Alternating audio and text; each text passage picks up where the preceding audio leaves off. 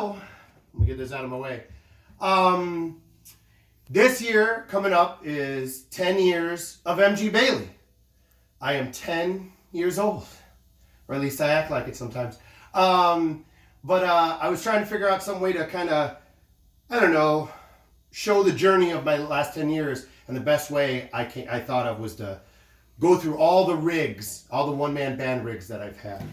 So it all started off, the last band broke up and whatever, for whatever reasons or whatever. And I had gone back to school and I read some words and I counted some numbers and my brain just started working again. For some reason, it just started spinning and going nuts. And I was just teaching guitar and going to school and being with my wife and not having a band.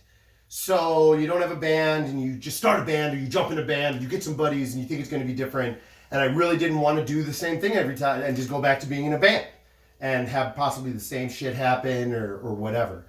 So one day we're watching like Bones or something upstairs with the wife, and I had this electric drum kit that I had just bought, and I had this brain.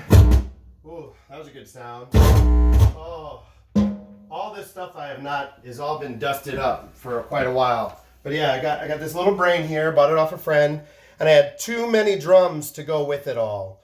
So I've been watching a lot of acoustic videos. That was really hot at the time with guys,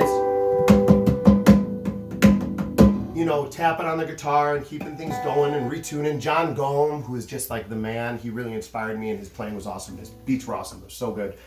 But I was like, maybe I could put drum triggers all over my guitar and be like an industrial acoustic guy or something. I don't know.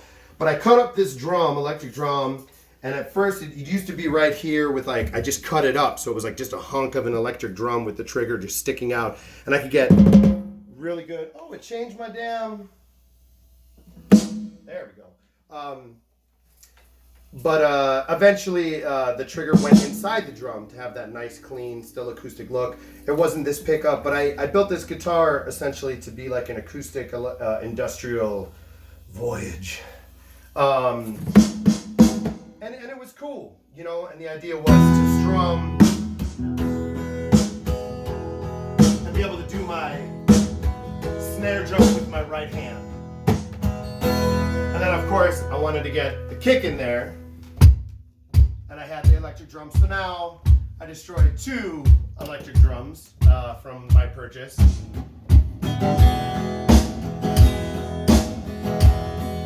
But again, I haven't done this in a long time,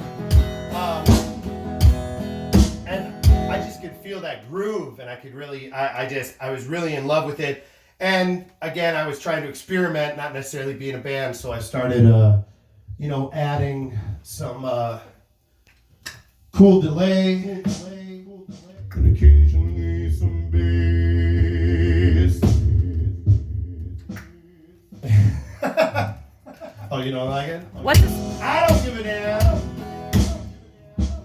What's a song you wrote around then? That would be...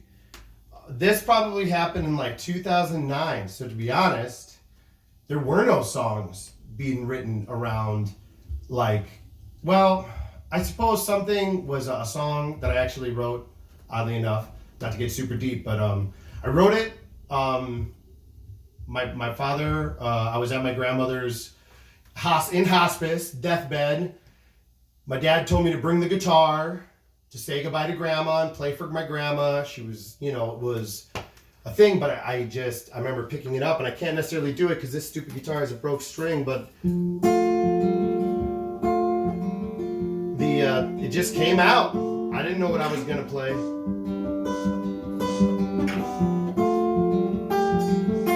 And then essentially I would use that delay.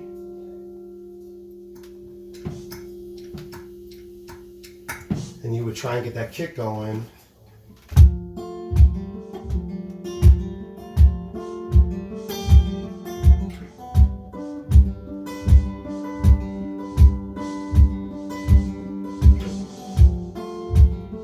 But it's called K's Last Day, and it's on my record, All In on a Bad Bluff, that I think I released in 2011. know.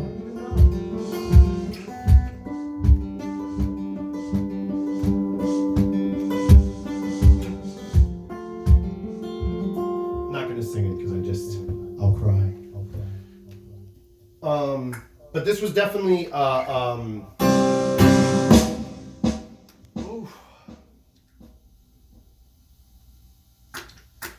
this was definitely an outlet for music again, and it was creative and it was different, and I wasn't playing the guitar with a metronome or doing a picking exercise or writing a reggae song or playing punk rock or anything like that. It was like drilling into guitars and breaking shit and putting it back together the way I felt it could be. And it was definitely the beginning. And again, it's all pretty scattered. I'm sure I had it slightly more set up at the time. But I probably only played a show once every 3 months with this rig. So at the time, it really didn't matter. And it only lasted about a year where this is what I was doing. So the next rig we'll go over probably in, a week or 12. I don't know. I got no time. So this is definitely a song I would do a lot with this guitar and this kit. It's a Johnny Cash song. And that was another thing. At this point in time, I wanted to start playing music I liked. Johnny Cash, Misfits, Led Zeppelin, stuff that I felt akin to, and I wanted to put a song. For a long time, I would say every set I had would have one Johnny Cash and one Misfit song. Now, both of those artists are completely, that's all anybody fucking plays. So I feel dumb doing it, but you gotta do it, because, I don't get tired of it. God will cut you down.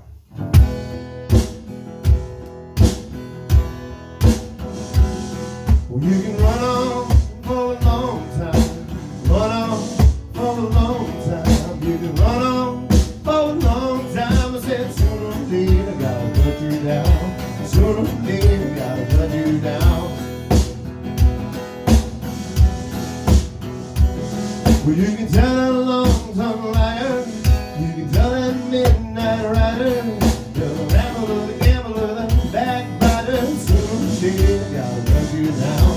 Sooner or later I gotta cut you down. I don't know why it's rattling like that, but at times it sounded like a snare drum that was doing a little. But again, that's the shit I had to learn to roll with all these rigs and over the years. And you would go out and it would be all new gear, somewhere brand new, and you learn to roll with the punches. This is MG Bailey. Goodbye. See you next week. Yes.